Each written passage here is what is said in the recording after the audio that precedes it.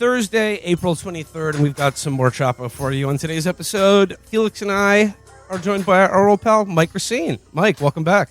Thanks for having me.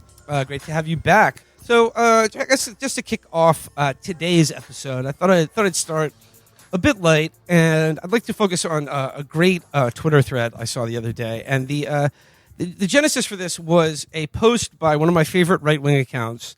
I don't know if you're familiar with him. It's a mimetic Sisyphus. Oh, yeah. It's like if Sisyphus, he kept making awkward penguins that got upvoted, but then they rolled him back down to the bottom of the thread. He's got some very good meme syphilis. And indeed, like, he's responding to a meme, and he's sort of explaining it to his audience.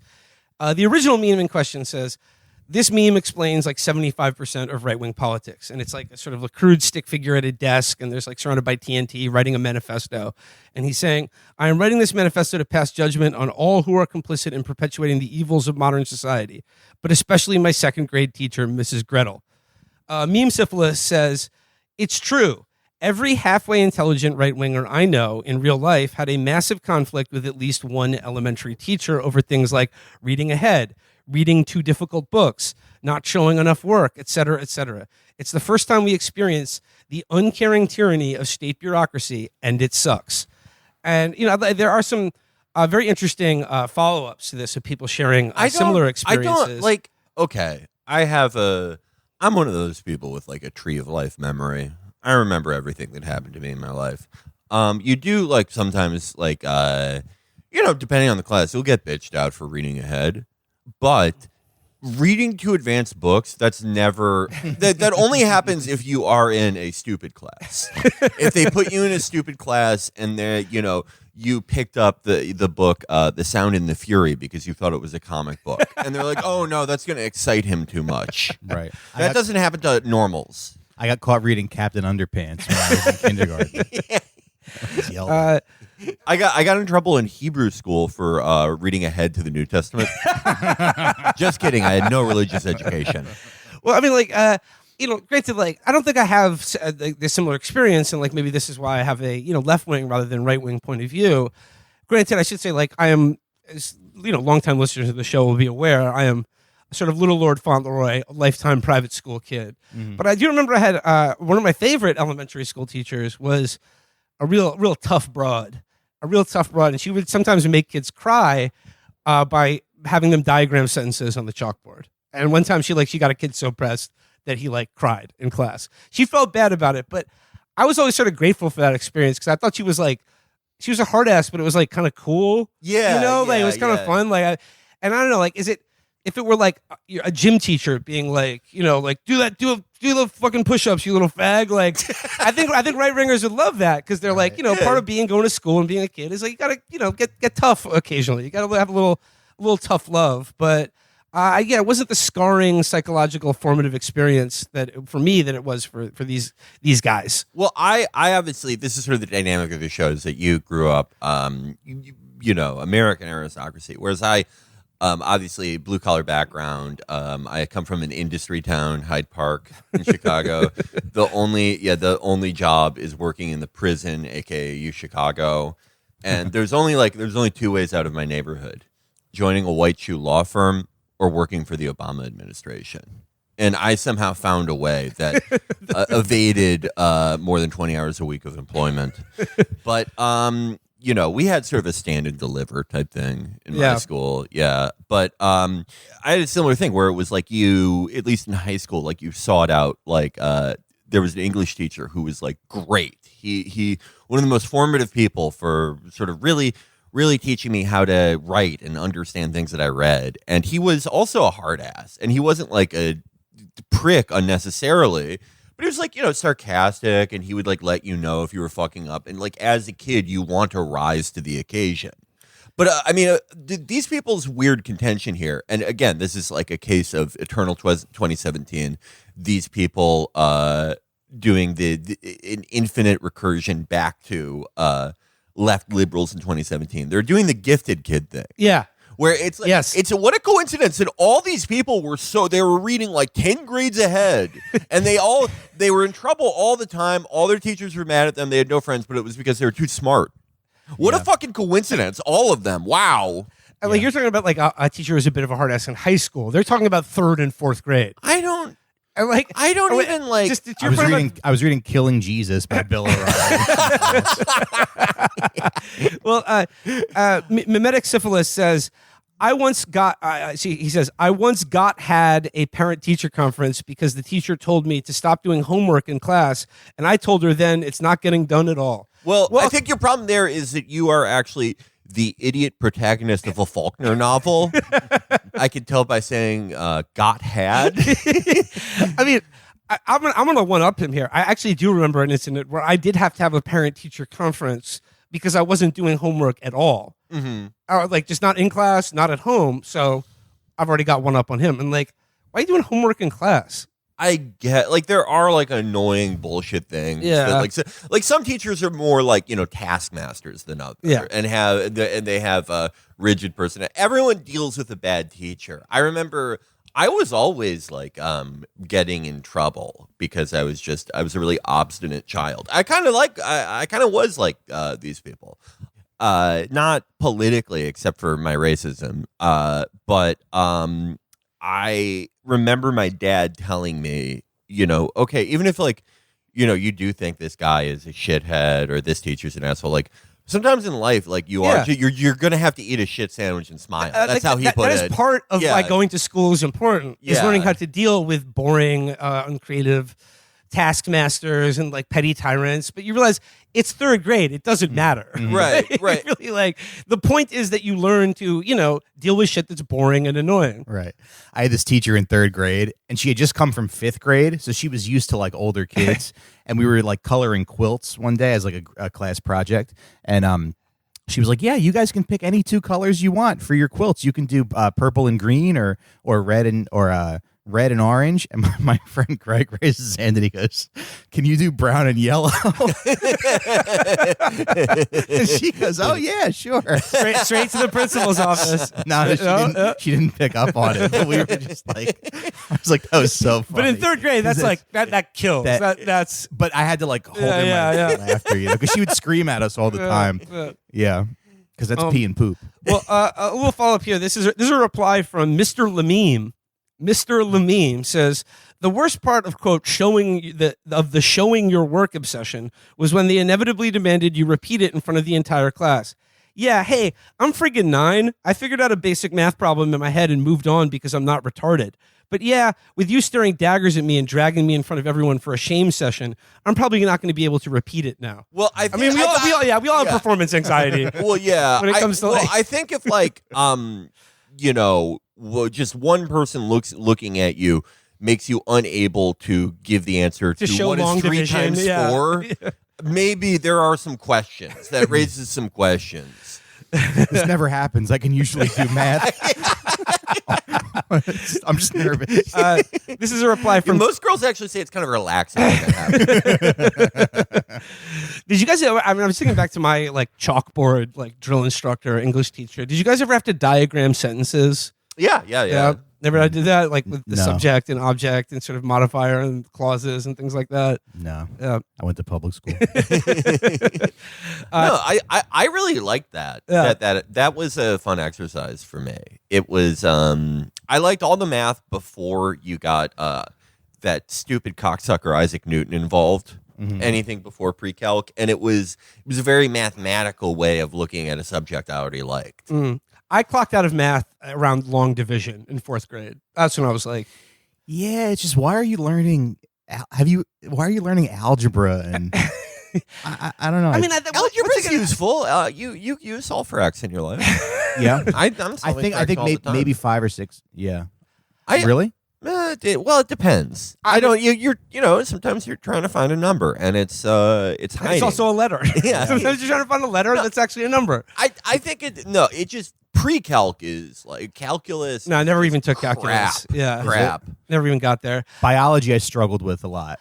I somehow finished high school without ever passing that. I don't Really? know how. I think they just gave up on me by that point. I don't know. I guess like for me, it's like I always hated taking math of any kind. I resented it entirely, and I have never used it in my day-to-day life ever since graduating school. Yeah. But I think it's like, it goes back to the original point of like, it's like, exercise for your brain, like doing something like boring and uncomfortable, but like nonetheless is sort of important for you to have, have a basic education. Right. Yeah. It would be stupid if like you let a 14-year-old go, yeah, I'm not going to need this calculus shit because I've already decided that I'm going to be a contract lawyer. You don't pick your career then. Right. So it's almost like they're giving you a wide range of subjects to see what your inclination I remember is. one time I was complaining to my mom about having to do like math or like, why do I have to learn long division? And this is at the age where I thought like I'd already picked a career for myself and it was professional baseball player. And they were like, I see that, though. well, she was like, well, like this is how you determine your batting average. And like, what if the team that you're playing for is paying you less because they've improperly calculated your batting average? And I was like, you know what? You're right. Damn, that was a the good. Yankees, they're on notice. That's one of the greatest performances in mom court I've ever heard. All right, were you like a power hitter? I bet you were a power hitter. No, I was like a hard running, like good with a glove, second baseman, third baseman. Like I usually wanted to play the infield, but I was like quick, not a power hitter. I was like more of a Ichiro Suzuki type of player. Okay. And at the West Side Little League that I played. Mm-hmm. There's a response here. I Felix, you're gonna love this one. This is from Teacher in Rhode Island. Replies, the enemy. I agree. I had a sovereign uncle that made me memorize the Bill of Rights in elementary school. Sovereign as opposed to what? like a vassal state uncle? I had a serf uncle. Oh yeah. Oh dude, no, we can't. Don't come to my house this week. My uncle and my dad, they're in this dispute. My uncle won't pay tribute. I had a liege. He's violating my uncle's sovereignty. I had a liege lord uncle that made me memorize the Magna Carta, and he says, "What? Why are you treating me like your court uncle?" I love the concept of a sovereign unk. He says, I am very grateful. Then in 5th grade, my teacher tried to teach the class that the first 4 amendments to the Constitution were freedom of speech, freedom of the press, freedom of religion, and freedom of assembly. It was fun pointing out that she was wrong. I can't imagine how stupid she felt. Okay, well, one of the most overused comedic tropes is like the idea of someone who peaked in high school, right? But this is like peaking in like 4th grade. This is peaking pre-puberty. Like, can you let it fucking go? I mean, I don't. Yeah, I was an obstinate and annoying child who had all types of disputes with teachers. But it's you have to let this go. You really have to let all of this go. I don't think it's good to keep grudges for a year, much less your entire fucking life. That's so funny because in 6th grade we did like all the homeroom sent 2 people to the auditorium and they did Greek and Roman trivia, and I got like 20 answers correct by myself. Oh, hell yeah. And the second place team got like 10. So I doubled the second place team. And I think that is when I peaked. Stone on the Roof says, I got in trouble in 4th grade for reading Tom Clancy books in my class. My teacher told my parents in the meeting that I should be put on Ritalin like the rest of the boys in my class. And my mom said, he's reading chapter novels. Years later, that story horrifies me. I mean, like I don't think you should be put on Ritalin for reading Tom Clancy. I think they should put you on oxycodone. I think the teacher was trying to punish you for having bad taste. Did you ever read any books by Richard Marcinko, the SEAL guy? Oh, yes, I did. I read one of those in high school. I did too. I did too in freshman year. I was really into special forces because of the Metal Gear Solid games, and also I had this idiotic idea in 8th grade and freshman year that I was going to like go to college, get an officer's commission, and be as like a Black Ops guy, and then like become like a liberal senator. And then like anytime like a Republican called me a pussy, I'd be like, oh yeah, I killed like 200 people. And so I read that book. That's and I kept good thinking, fantasy, though. It's like such an in an alternate universe. He's such an awful guy. I love that book.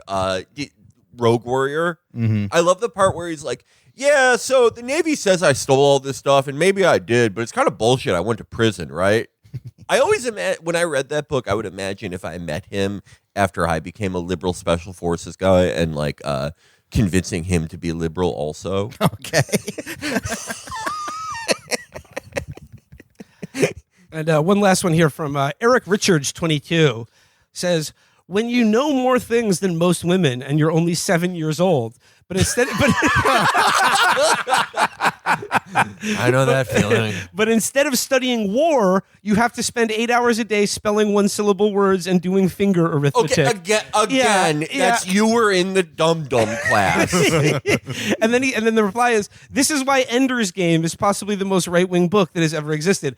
I would say Turner Diaries beats out fucking Ender's Game. I mean, I think that's an interesting choice for like his favorite right-wing book of all time, because that book is about a gifted child in school. Yeah. But it's a gifted child that gets to wage a war on an alien race. Yeah. Also, Rather than doing like finger arithmetic. yeah.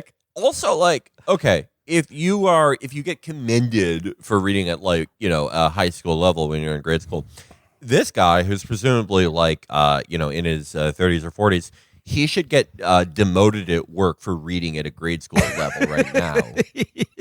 Sorry, one more from Frail Skeleton. My version. Oh, I hate these guys in Dark Souls. It's the one on the wheel, right? Oh, if it's the pinwheel guy. You should still be in school, you asshole. He says, my version here, I went from homeschool to high school and learned about accelerated reading. Then sat in the library and took hundreds of tests and immediately got the highest AR points in the school. But they changed the rules of AR scoring to give the prize to the librarian's daughter. It's like, what the fuck? I don't know, like, what are these hundreds of tests you're taking to like win a prize? Again, this is what they did. This is like he was the child that Bill Murray is researching in Royal Tenenbaums.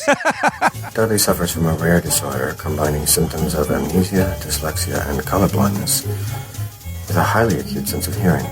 There is also evidence of... I'm not colorblind, am I? I'm afraid you are. And he's like, oh yeah, no, these were all tests about how smart I was. Meanwhile, they're just like measuring his ears. But and once shit. again, like, okay, you were in grade school, and like, let's say the school did rig the scoring to give it to the librarian's daughter and robbed you of your rightful ribbon or prize for being taking tests better than anyone. It's like, okay, like you learned a valuable lesson about how unfair life is. Right. Yeah, get over it.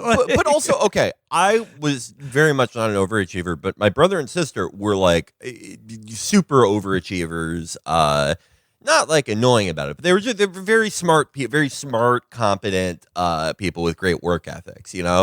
I remember being around that age while watching them, apply to colleges and shit, and that was like, winning the reading contest in the library was not like a thing you put on your college application.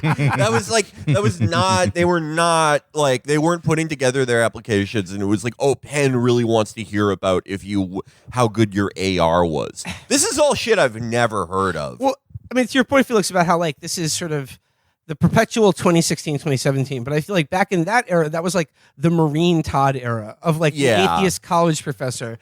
And colleges were like the foremost psychic battlefront in which conservatives were like sharing their tales of oppression and how they were being called racist, or like no one reads the classics anymore, shit like that. Now they've regressed to like third grade. Like that was like third grade. Like that is the primary zone of like contested ideological and psychological battle. Yeah. Next Republican administration after this one, they're going to be like, does anyone remember being bored in the womb? Did anyone else get in trouble for like working on projects in there? Your mom was eating goy slop when you were in the womb. I was so much smarter than this fucking body I'm stuck in. Can I get out? My mom was eating Apple Jacks. My first memory was the stupid Filipino nurse blasting me with ultrasound while I was trying to build a ship in the bottle. See, I had the opposite problem because I had these like teachers in middle school that I thought were very beautiful. I would work really hard on all my projects to get like I made a Greek dictionary and I worked super hard on it to impress my teacher, Miss Colella. And I got it back and it just said A, nicely done. That's just like a decay. Like, oh my god, I would be so mad. It's like when you ask someone, nicely done. When you ask someone if they want to do something or make plans, and they just reply, "Sure." Yeah. it's like, okay, I'll go fuck myself now. I'm just gonna die then. I should stop doing that. I should stop doing that. Shit, I'm sorry. I didn't mean to communicate. No. I made an Oregon Trail journal. I like burned the edge of the pages to make it look really old for a different teacher. But yeah, I never ever had a hot teacher. No? No. Oh, I had man. I had a first grade teacher who was like one of the I think the best like grade school teacher I ever had. And it was like I could objectively appreciate that he was like a good looking man, but that didn't do anything for me. I never had a hot like woman teacher. And I might be looking at rose-colored glasses. I might see a picture of him now and be like, "Oh, I just thought he was nice." I probably just retroactively decided he was like probably hot to women, but no, I never. It wasn't like they were ugly. It was just like the stereotype of like the girl in the Van Halen video. Yeah, like never, ever for me, never. yeah, that's a great experience as a young boy. Yeah. But in New York City, all the public school teachers are Dominican. Oh, so there you go. I hope my son doesn't try to. He'll get an earring or something. Did you? Yeah. Who else got in trouble in grade school for wearing too tight pants and a really tight polo, way ahead of their grade level? Way ahead of their Dominican level. Yeah. I was being Dominican at an 8th grade level in 5th grade. Yeah. I'm like, And no, my honey. teachers got mad at me for Just it. let the boy try to be Dominican for a little bit. It's a thing we all go through. I thought I would have been commended for taking my Bluetooth headset to class, but no, I got in trouble because we weren't supposed to learn that till 6th grade. Okay, well, moving on. I have this is a related story about sort of precocious and gifted children. Now, I gotta show this article. This is an article from the Washington Post from 2004. This is an article from over 20 years ago. This was sent to me by a little birdie, and it deals with one Olivia Reingold. Oh my God! We're prequel. This is the prequel to all the Olivia Reingold reading series we've done recently. This is so. Oh my God! Any Liza P fans out there? This is like the Overture DLC. We're going back in time. Yes, I consider Olivia sort of like Leia, the legendary stalker, the great warrior, and we're going back in time to see her. She even has the same hair color as that character. So we're gonna see what made her her. Okay, I'm gonna read you the headline and the byline of who wrote this article. Okay. Headline is DC girls told they're too young for toy industry. Company owners 10 and 13 barred from fair. This is an article in the Washington Post by Michael Barbaro. No, oh my God. This is Yes. I remember when me and Brendan were doing Metal Gear Solid 3 for that for Players Club Season 1. He was talking about how one of the criticisms of the game is the idea that all the most important people there's 5 most important people in the world and they all know each other. But no, this is how the world works. Yep. This is there are like 5 people. They all work for the Free Press or the New York Times, and they all know each other. Mm-hmm. This is such FromSoft item description stuff. Okay, you remember like Olivia's long post about her parents? Jog my memory. Okay, like it's basically she was just like blaming her parents for like her not making her Jewish enough. Yeah, or like and her like like her psychological problems because they were like I don't know. They sort of cosseted her and like told her she was special, blah blah blah. Oh yeah, okay. yeah. All right, so this piece here is Celia and Olivia Reingold, owners of a district-based toy company, registered for the world's biggest toy show this year, convinced that they would make strong connections across the industry. With more than 80 products, their company, they reasoned, was ready to play ball with the toy business's biggest players. The Toy Fair's organizers didn't see it that way. It turns out Celia, 13, and Olivia, 10, are too young to attend. Citing a long-standing policy, organizers of the American International Toy Fair said it does not allow anyone under 18 to enter the conference, which ended yesterday in New York. The girls said they are baffled by the policy. I don't think it's very fair, Olivia said in an interview yesterday. We are managing our own business. She's 10 when she gave this quote here. Well, okay, I am willing to be open-minded. If they made something that's like halfway as good as like Hot Wheels or even Tech Deck, but it's like the chances are it's some real bullshit. It's real crap. Okay. The Reingold sisters, who live in Northwest, say they are no different from other toy entrepreneurs. They had an idea for a company, they filed for trademarks, they hired an accountant. They published a catalog, they labored long hours. And they say their company called Baba Bobbles has thrived. Okay, let me tell you girls about search engine optimization. Its products, such as bead bracelets and straw handbags, are carried. Those are toys. No, they're not. You're in the wrong industry. It's a great point. Etsy is going to be invented in 10 years. You can sell that crap there. These are not. Oh my God, a bead bracelet? That's a great way to kill some of the stupid children for The Last of Us, but not a good toy. Their bead bracelets and straw handbags are carried in 10 stores. Just 3 years old, Baba Bobbles has turned a profit, its owners say. Their business card reads, Baba Bobbles, handmade jewelry and things. Yeah, well, how else would it be made? I don't think you made a factory. If you need a factory to make a bead bracelet, you're an asshole. And on Shark Tank, they always say the toy industry is really hard. Yeah. But, I mean, I would imagine, unspoken in the article is what I assume is the 10-year-old kids in Vietnam making the Bao Bao Bobbles. Yeah. They're not too young to make the toys. Yeah.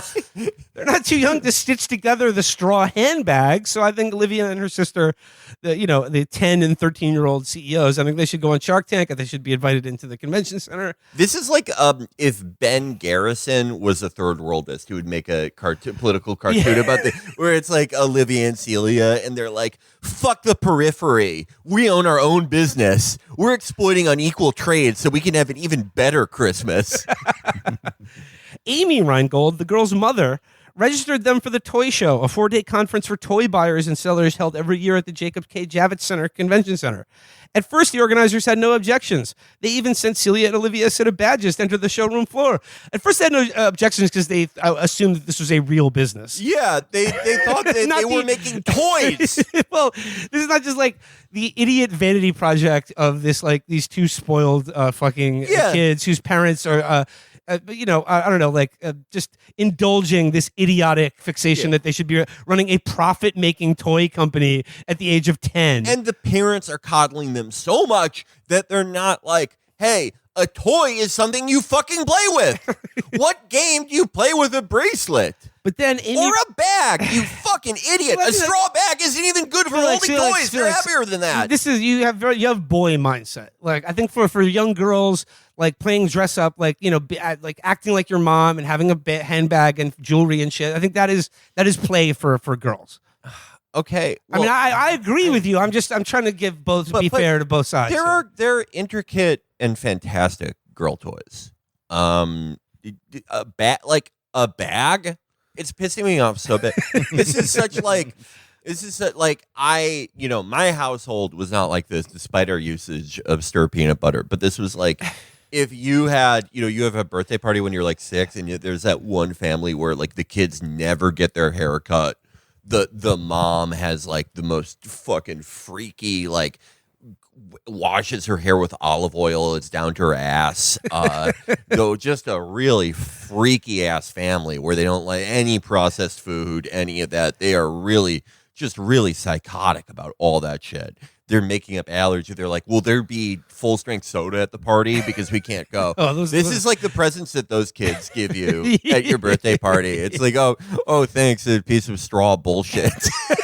Thanks, this is awesome. Can I have some figurines made from petroleum products that extol war and the American Empire, please? I'm 10 years old. These are like the toys you get from those kids, from those families. It is like, is this a fucking like maternity totem for the Babylonian Empire? What the fuck did you give me? It says here. But then Amy Reingold pressured the group for a letter to guarantee that her daughters would not be turned away because of their young appearance. Well, it's not just their young appearance. What? It's like it's not an appearance. Yeah. It's just their age, And they didn't mention Cecilia and Olivia tried to enter the Javits Center on each other's shoulders in a giant trench coat.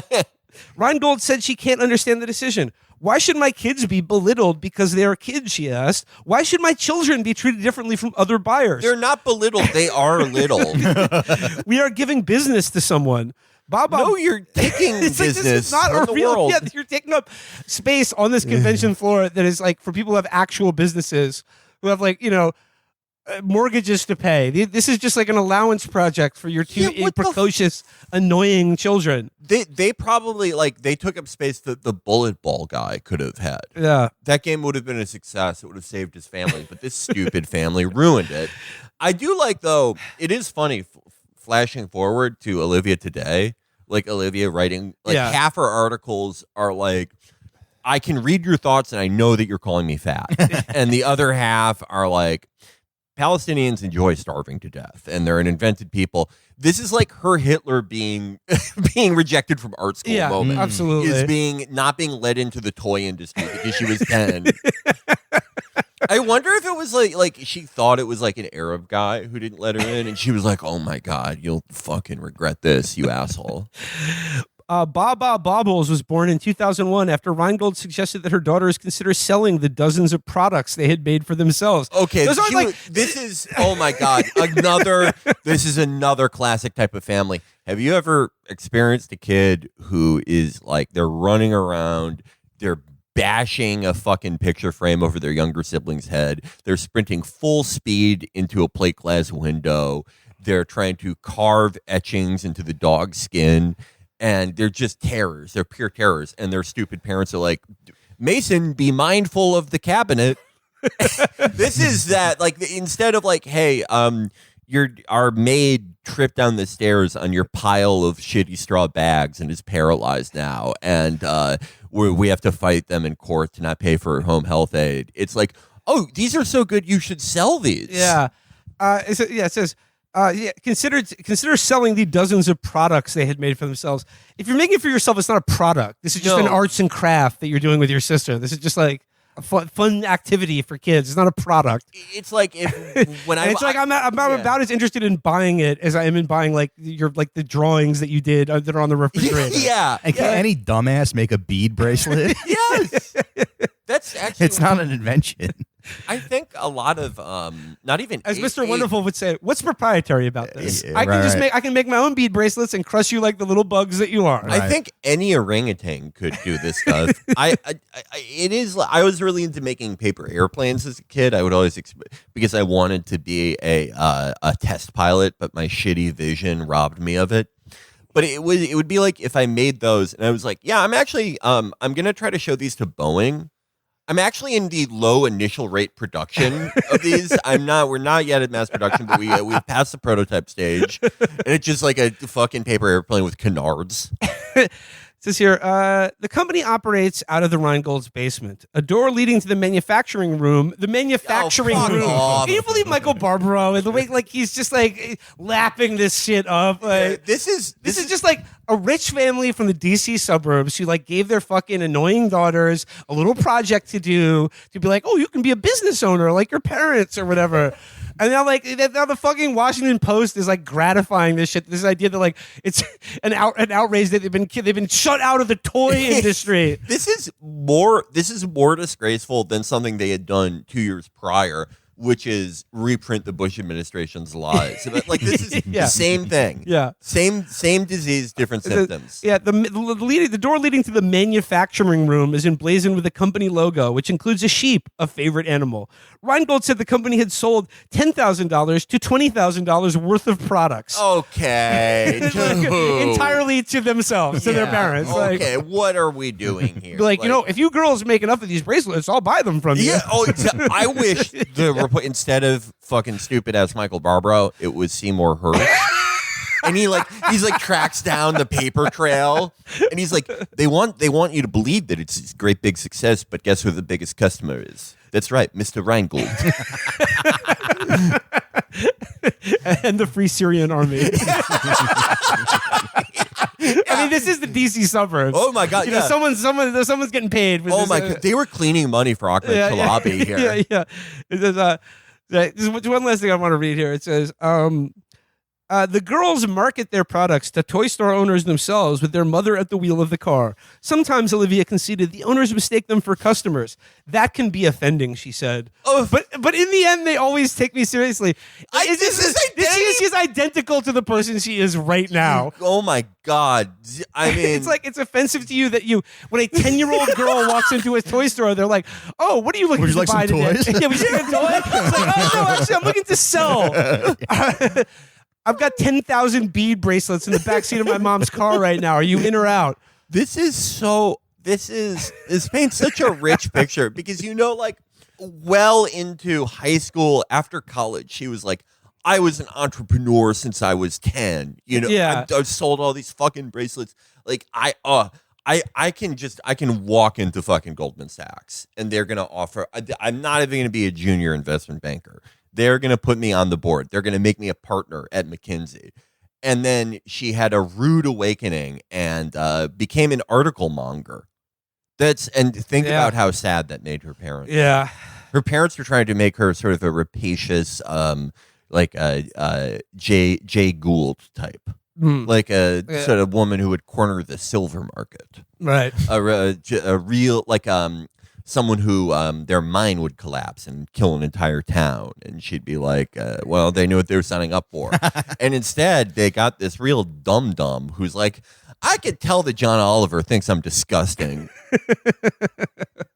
But the meme syphilis kids, like Olivia Reingold, like basically everyone is the person they were at like 8 or 9 or 10 years old. Yeah. There's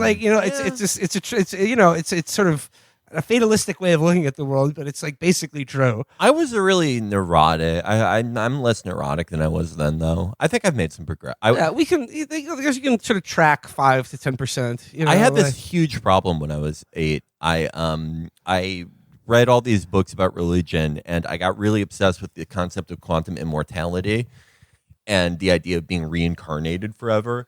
And it really freaked me out. It really upset me. Like I was. You don't know what you're going to come back as, right? Well, it wasn't even that. It wasn't like, oh, I'll come back as a bug. It was like, you just keep doing that forever. Like, what's the point? Like, is there any, I know I'm not going to achieve nirvana. Like, what's the point? You were 8 when you had these thoughts? Yeah. And I would just be like at my desk, like biting my fingernails, going crazy. And they thought I was nervous about, bubble gum, child stuff. But I think it was because I was the youngest child and I spent a lot of time alone. But since then, I've come to peace with the idea of quantum immortality. Yeah. And so, but generally, yeah, I am the same type of person. I think you certain qualities wax and wane, but your very worst qualities as a person, they are with you forever. I'm still an incredibly obstinate, pain in the ass person. I'm still fat. We have yet another story this week about essentially the Department of Homeland Security and how it is entirely staffed by sex people. Yeah. Sex weirdos. Yeah. We obviously had Christine Dome and her husband and these big ass bimbo tits. Another story I wish Seymour Hersh was on. Yeah. Because it's like, she knew. Like, how do you hide that? You don't, like, again, a little kid who, like, dresses up, who wears his mom's heels, like, he gets found out. If your husband is, like, destroying the structural integrity of your house with his big fake tits, like, come on. Well, this is about someone who works at the Department of Homeland Security who has just recently been outed. She is sort of how shall I put this? She is sort of auditions herself on dating apps to be a sort of kept woman for various sugar daddies. Okay, yeah. She's sugaring, I believe is the term. God, oldie but a goodie. Louise Mensch chimed in on this, and she says, "This is incredible. The Trump administration hired an alleged sugar baby. In my opinion, just a hooker. As a senior counterterrorism official, after Noam and her husband and lover, is Trump administration full of perverts? Where is the vetting?" Now, interesting about this story, it doesn't mention it in this article, but apparently, like, this person also worked for the Biden administration in counterterrorism. So she's like the one person they kept? Yeah. I wonder why. It says here, a top Donald Trump appointed official was suspended after she was accused in a bombshell report of being on a sugar daddy website. Officials told the New York Post that Julia Varvaro, a Department of Homeland Security Deputy Assistant Secretary for Counterterrorism, has been put on leave following a bombshell Daily Mail report that claimed the 29-year-old had a profile on Seeking.com. How is Daily Mail? Like, Daily Mail broke the gnome story, too. Yeah. How are they getting all these scoops? That's what they do. I mean, it's probably like I would guess it's the right-wing British press and their like sort of covert op against Donald Trump because they want to be rid of him and like, the problems that he's causing for everyone. Yeah. Varvaro was accused by her former paramour, identified by the Mail as Robert B., who said he filed a complaint with the Department of Homeland Security's Inspector General. I believe that she's under financial stress and that her actions pose a security risk, the scorned business executive wrote in the complaint, according to the Mail. Varvaro and Robert B. met on Hinge, a mainstream dating app. The disgruntled ex alleges he spent $40,000 on her over the course of 3 months, including a first-class trip to Aruba and Italy. Oh, yeah, you're real afraid of her being a fucking security threat, you fucking rube. I mean, like... And it goes into the text between them, and like she did this thing where she like texts him like she's shopping, and she texts him a photo of like some really expensive shoes, like sandals that cost $1,000 a pair. And then she's like, "What do you think of these?" And he goes, "Oh, they look great. They're cute." And then like hours later, she's like, "It disgusts me that you didn't just send me $1,000." This is, I mean, government salaries, Yeah.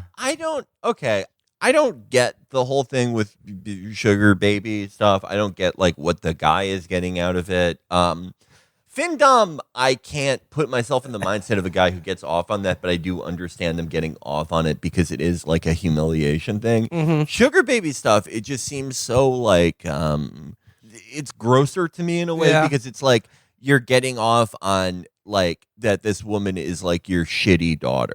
You know what I mean? Right. Like it's skeevier to me. Yeah, spend that on your wife. Yeah. Yeah. But like I don't think these guys would ever buy their wife $1,000 sandals because like, she's probably nagging them all the time, The weird thing about the sugar baby thing, every time I know some women who have done it, and I've heard a lot of accounts of it, and it is usually this thing where it's like some pathetic guy like this will spend like $40,000 in 3 months, and the guy always is like, and she didn't even fuck me, and it's like, yeah, you're doing. She doesn't have to. Yeah, you entered in the arrangement specifically for that, where you never get to do anything. Yeah, but basically, we are living under, I think, like kind of a swinger occupied government now. It's just like these are the people in charge of Homeland Security, and like, look, I don't think having sort of outside the mainstream intimate or sexual relationship should mark you as, unemployable. But I think you should be killed for it. But I think it is of a piece for like just the people currently in charge of the entire country. Oh my God. Did you see, or rather should I say hear Robert F. Kennedy Jr.'s testimony the other day? He was letting out gases. Like he was like, is he like, how like corpses inflate? Yeah. Is that what's happening to him? Well, like, he was being asked a question by like, Republican House member who was like glazing him. And then like, they have like microphones at the little desk where they're testifying. And, like, as this guy was talking, you could just hear. The many that you described in your testimony. In that context, in your testimony, you identified nutrition as a bedrock of health and one of the primary levers for treating and preventing chronic disease. I think Robert F. Kennedy may be less healthy than Donald Trump. Yeah. Because it's like with Donald Trump, it's like, okay, like he's sedentary and he eats like shit and like he's addicted to Sudafed. Yeah. Like we know what that stuff does. Like we know. Okay, RFK can do more. He can do more push-ups and pull-ups than Donald Trump. I have no doubt about that. But it's everything else. Right. Yeah. RFK, like with RFK shit, it's like stuff where I don't even know what the health outcomes to this stuff is, but I know it's bad. It's like, oh, I had this 3-year period where I would take VHS tapes and crush them up and freebase them. Oh, I saw. Yeah, there was actually a petrified reindeer carcass, and I blended it into a smoothie and shot it up my asshole. Oh, I actually hummingbirds release this thing that isn't quite like semen. It's actually grosser, and I make eye drops out of it. And it's like, I don't know what any of that does, but it's not fucking good. This is also from his testimony the other day. You're saying, quote, I was just reading about a dog that had cancer, and his owner used AI to develop a personalized treatment that cured the cancer. We're going to see that across medicine. We're very excited about it. That's Dan Quinn. Yeah, That is Dan Quinn. That is literally Dan Quinn. Dan Quinn didn't even need AI. Yeah. He brought Peachy the cat back from the dead with pure H2O, and fucking Joan, that bitch, tried to kill her by giving her regular water. Not the stevia one. Yeah, no. So it's all very amusing. I kind of we talked about Kash Patel the other day. Just on Tuesday, he was asked by the press, like, have you ever been inebriated on the job, or like, have you ever missed appointments because of intoxication as FBI director? He's like, can you state that for the record? And he said, what I can say for the record is that I will never listen to the fake news mafia. So which is the best answer you can give to somebody else. Are you drunk on the job? Yeah. And he's just like, I don't believe anything that's in the news. Thank you very much. That really is like Christopher at his intervention. Why, was the dog barking? Yeah. But like, all right, I guess like last thing I want to get to today is we talked about Reingold. There's another extremely long and tedious piece in the Free Press today. Essentially, that is like a long sort of polemic against like a spate of recent books that have been written about how evil and awful what Israel and the United States have done to Gaza is. And I'm just going to read, like, it begins like this. The guy writes, the origins of this essay lie in a recent visit to the Middle East shelf in a Washington, D.C. bookstore during my visit from my home in the actual Middle East. That is, by the way, how you know you're about to read something great. The origin for this essay. Like, why not just say, yeah. Oh, my God. I was on a short break from the story I've been living and covering in Israel for 3 decades, and from the tragedies that have become routine for Israelis and for our neighbors since the war that began on October 7th. Neighbors. Yeah. It's funny how like a lot of tragedies have been happening in the region to Israelis and other people around them. Yeah. The neighbors I keep locked in my basement. But okay, the war that began... It's like Genghis Khan being like, I just feel like there's so much polarization going on now. I feel like people are like taller than they used to be. And we got to go back to... We got to fix that. And he says, for the war that began on October 7th, 2023. Got to make sure to get that in there. Yeah. As a longtime denizen of bookstores in Western countries. Oh, what a sentence. And by the way, keep in mind that this essay has been shared far and wide by like the Free Press Boosting Association. They're like a brilliant essay. Like the writing is so the writing sings, and this is like, like a necessary piece that everyone should read. And then the writing is, as a longtime denizen of bookstores in Western countries. That is a crazy as-a. Yeah. That is maybe up there as the child of a middle-class family. And by the way, the people boosting this, fake Free Press fans, I did not see you fucking people sharing Leo Leibowitz's The Quintessential Americanness of Scooby-Doo. Exactly. That was a real essay. That's real writing. See, as a longtime denizen of bookstores in Western countries, like what the this is a guy who like lives in Israel, obviously grew up in America, and then refers to going to a bookstore as like a bookstore is in Western countries. The country I was born in. Yeah. Like, the place I'm from. I knew that almost any shop would carry a few titles about the evils of Zionism in Israel, a venerable genre on the Marxist left. But this time, I saw a change. The Gaza war had inspired a proliferation of these titles so intense that they now filled much of the shelf. It's just like, gee, I wonder why there's so many books being written about this right now. Think about how the entire masthead of the Free Press would react if you wrote an article where it's like, how come there's all these books about this fucking Holocaust bullshit? Yeah. Like, okay, we get it, guys. As a longtime denizen of the World War II section of various northeastern booksellers. Yeah. I noticed the same phenomenon in bookstores in other cities where there were suddenly more Gaza and Palestine books. It seemed than books about the rest of the entire Arab world combined. Humanity now inhabited a new age, according to one title, The World After Gaza. According to another, the destruction of Palestine is the destruction of the earth. There was Gaza, the story of a genocide, and Palestine and feminist liberation, and many more examples in the same vein, with more soon to be published. A new literary genre had been born. The Gaza war has been fought a 2-hour drive from my Jerusalem home by people I know, and has claimed the lives of several of them.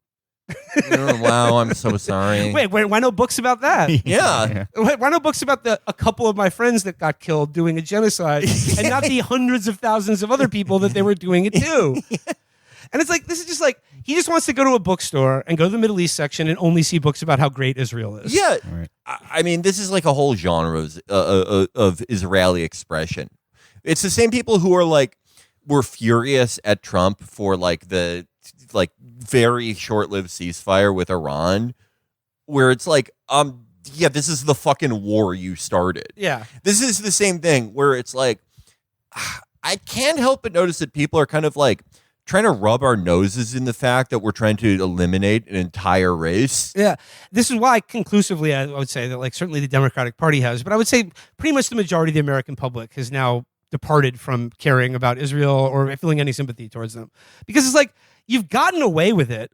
Like you're currently now doing to Lebanon, South Lebanon, what you've been doing to Gaza. They just literally like assassinated another journalist today. Yeah. Like after threatening her over like WhatsApp messages that they were going to like behead her if she continued to report from southern Lebanon. And it's just like, you continue to get away with it.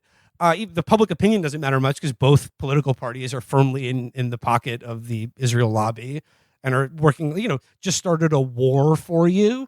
Yeah, But they're like- like, they're mad at me. Yeah, but like Yeah. they want that reality to exist, but they want to be celebrated constantly. And Yeah. like he wants to go to a bookstore and read like about like just see like the best-selling title, like Gaza, the genocide that never happened. Like Yeah, or like the hottest IDF babes, Yeah. counting from 1 to 100. Bibi Netanyahu, man of destiny. Yeah. Like his struggle. Yeah, out on the town with Yair Netanyahu. Like, yeah, what? Like, it's just. I remember it was something we talked about with Trump 1 and Kicking it with Michael Rappaport. B-boying in the Golan Heights. It was something we talked about during Trump 1 with like the conservative efforts then towards culture, where it was like for them winning wasn't enough. Everyone also had to love them. I remember immediately after Trump won the first time, there was this. Obviously, the people who supported him were elated and surprised, but also immediately after they had this kind of hey, what the fuck sentiment, because they noticed that all like more than half the country was upset, and they're like, hey, why aren't you happy like I am? And it just has become now this like decade-long thing, this neuroses of the American conservative, where it is not enough to win. It is not enough to enact any of these policies that go so much farther than they were willing to go the first time. The fact that everyone does not love this shit. It has to be universally celebrated and praised for doing it, where it's like half of the fun you get out of doing it is knowing how much other people hate it and are like disgusted by it. Right. And plenty of people hate us. Yeah. No, but yeah, it's like an inherently contradictory thing. These people want the narrative that like, oh, the entire world is against us and we had no help, but we still triumphed. Everyone hates us because we're the best. And also everyone is so mean to us. Yeah, it's like and keeps talking about all the bad stuff we do, and it's really hard. I can't even go to a bookstore anymore. We keep getting singled out when there are plenty of other countries doing genocides right now, but like somehow we're the worst. We're the most uniquely evil country. Like that's my favorite defense, by the way. It's like, okay, imagine you have a neighbor, you storm into their house, you and a couple of friends storm into their house, take them at gunpoint, and make them your slaves for 20 years. Their kids have to be your slaves. It goes on and on and on for 40 years until some intrepid delivery guy notices the bars on the window in your basement and goes, "What the fuck?" And all he can do is post about it. Yeah. No, but in this case, you get arrested. You there's a trial. You are up for like a gas price sentence for kidnapping, for all these things, and you're like, well, like people used to do fucking slavery. Why am I getting in trouble? What's the fact that like someone you're getting mad at me, but not John Wayne Gacy? Exactly. He did evil things too, and like you got to act like what I'm doing is so evil. Yeah, like that doesn't mean you didn't do it. So he says here, the Gaza war has been fought a 2-hour drive from my Jerusalem home by people I know and has claimed the lives of several of them. I can't wait. I can't wait for those books to get published. Look for me in the small violin section of this Western bookstore. For me, reading the back covers of these books left the impression of a genre related to the actual. Fuck, this sentence sucks so bad. It's like your friends died, but they got their sperm. For me, reading the back covers of these books left the impression of a genre related to the actual territory of Gaza as the Dune novels are related to the actual NASA space program. That's like, okay, like the Dune novels are not really about space travel. In fact, they're actually about empire and colonialism in the Middle East and how jihad is cool. And what? Maybe this guy is right about not being from the West because English is certainly not his first language. There are run-on sentences. That is a sentence that, like, in the middle of it, falls down a set of stairs and gets paralyzed from the waist down. And it goes, among the practitioners were authors who have recently won a National Book Award, the Pulitzer Prize, and additional accolades. And he's like, where's my Pulitzer Prize? Yeah, well, my book, Israel is Awesome, didn't even get a National Book Critics Circle Award. Yeah, none of my books about all my friends who got kidnapped from their tanks. No one's buying my daughter's beads. After reading more in the subsequent months, I came to think of this genre as Gazology. By this term, a real pithy phrase to come up with. Yeah, God. Gazology. By this term, I prefer the original term of what he's doing in this article, which is tricknology. By this term, I don't mean the study of the real territory of Gaza or of the terrible human tragedy caused by the Hamas offensive of October 7th and by the Israeli response in the war that followed. Vast tracts of Gaza destroyed, tens of thousands of civilians killed, along with tens of thousands of combatants. And aftershocks across the Middle East. Gazology is not reportage, and most of its practitioners are not in or even near Gaza or Israel. This is a Western literary genre with its own rules, tropes, and goals. Now, okay, keep in mind, like, I'm not going to read the rest of this article. But like his main critique of these books are that like they're just from people who like are not in Gaza or Israel. And it's just like, okay, of course they're not in Israel because like if they were in Israel, they'd be writing a book about how good all of this is. Right. And they're not in Gaza because you wouldn't even let food in Gaza, let alone like international reporters or writers, and then they would be killed by you. So that's why they're not writing a book about it. So he's like saying that like all these are like sort of not credible because they're only just watching it on TV or they're only like experiencing this trauma mediated by like they're not really living it, like me living in Jerusalem, which is like 2 hours away from where like the Holocaust is happening. They will never experience the horror of going into a bookstore and being confronted with the horrible things that you support. If they were in Israel, they'd be making a book called "Let's Cook Some Fucking Falafel." Keep in mind that like, okay, this guy's critique of these writers is that like they don't actually like study up. They don't read all of the history books written by Israelis that like let you know that like all this is actually above board and cool. Yeah. And, like, you know, it's like their historic homeland, blah blah blah. And you know, for not actually being in Israel or Gaza and like opining about a subject, or they haven't done the reading. Remember his Dune analogy, Felix? Yeah. It has as much to do to the territory of Gaza as the Dune books have to do with the NASA space program. I got so much vicarious humiliation from that because that is such like, you know, someone like a lie that's gone too far. Yeah, like okay. you've been telling people your entire life that you read Dune. Yeah. Okay, well, Felix, listen to this. This is a few paragraphs down. This word is key to this book and to the entire Gazology genre. Genocide. Okay, he's talking about how like, oh, they all call it genocide, but like, hey, like their population is actually growing. Like, Yeah, you know, yeah. Like, so he says genocide. Genocide is the equivalent of water in Dune, the substance that moves the storyline along. What water? No, it's like Water? yeah, no, water is not the famous substance in Dune that moves the storyline along is not water. Oh, you know what? To these Gazology people, facts are kind of like Superman's greatest weakness: bullets. Like what, man? Why did you go? Like, you clearly have never read a fucking page of Dune. You didn't even read the Wikipedia article for it. Why did you go with Dune for this? He thinks Israeli Batman's origin story is that his parents killed someone else's parents in front of him. yeah. And the orphan kept writing books about how bad it was, and Batman was like, "Can you give it a rest?" It says the substance that moves. Yeah. Okay, for anyone who's read the Dune books, the substance is spice, not water. Water? I mean, I'm not saying water. Like, water is mentioned in the Dune books, you know, like how to preserve it in the desert, you know, the still suits or whatever. But like the substance that moves the storyline of all four of the books along is spice. If you know nothing else about Dune, you know that the spice is even like, if you just saw the movies, Yeah. the Lynch or Villeneuve versions, either one, you could get you by on that. It says, If the Jews have committed genocide, everyone else can finally stop thinking about the genocide committed against them, can turn without guilt against the state that allowed Jews to protect themselves for the first time, and can sink with relief back into pre-Holocaust thought patterns. Because by committing the ultimate evil, the Jews have finally proved that those thought patterns were correct. The accusation serves to justify violence against Israelis, including retroactively the violence of October 7th, thus making them responsible for a war launched by Palestinians. The Gaza genocide may be an obvious falsehood, but it's also an irresistible story.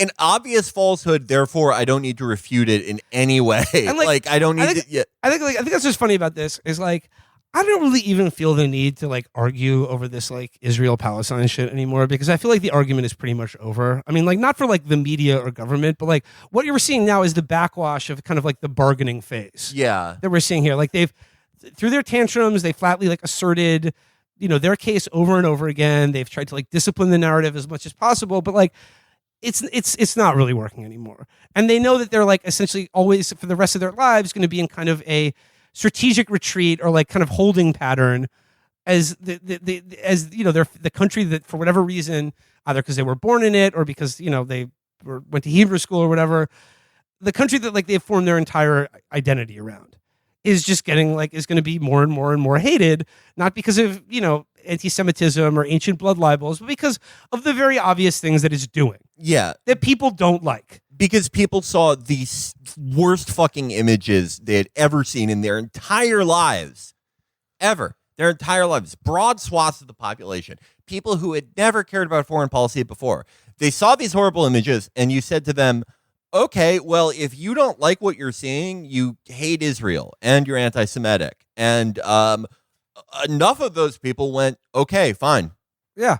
Really what the article You should is see my new tattoo. And really what the article is about is that like he's just lamenting the fact that like it's no longer just like Marxists or leftists or sort of like, people interested in Islam or Arab nationalism or whatever that are, writing books about this. This is like NPR listeners are now writing and reading these books because like, because public opinion has shifted massively and it's not going back.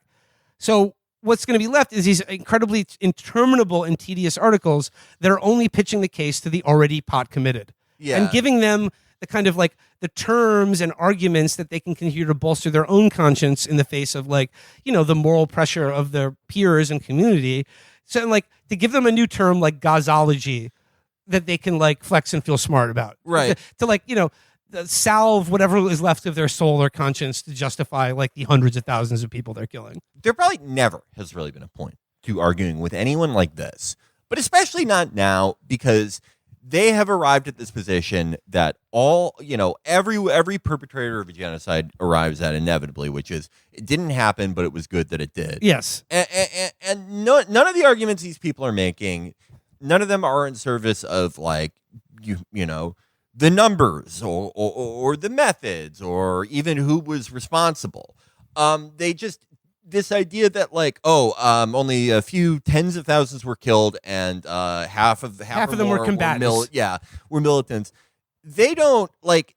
There is no deeper argument than that assertion. These are not people that can be convinced by facts or figures. Certainly not by what they see because they are motivated by just pure ethnic chauvinism and supremacy. And you're never going to say anything to them that will feel better for them than the feeling of like, I bet you thought I was a pussy, like the character that Sean Penn plays in Carlito's Way. Well, actually, I'm a fucking cool, tough murderer. That's always just going to be the most flattering way that they can see themselves. Well, like the point, and nothing will ever beat that. Nothing will ever draw them back from that. And like, there's no argument that's been advanced, like our counter argument to like what has been like the standard line in American media and culture for like as long as I've been alive. That like Israel is an underdog and they're in a tough neighborhood and they're just trying to defend themselves. That's gone. And like, there's no counter argument that I can make like in against that case that is more persuasive than just the actions of the Israeli government. Yeah. And like the things said and done by their most prominent supporters in the United States, Europe, and elsewhere.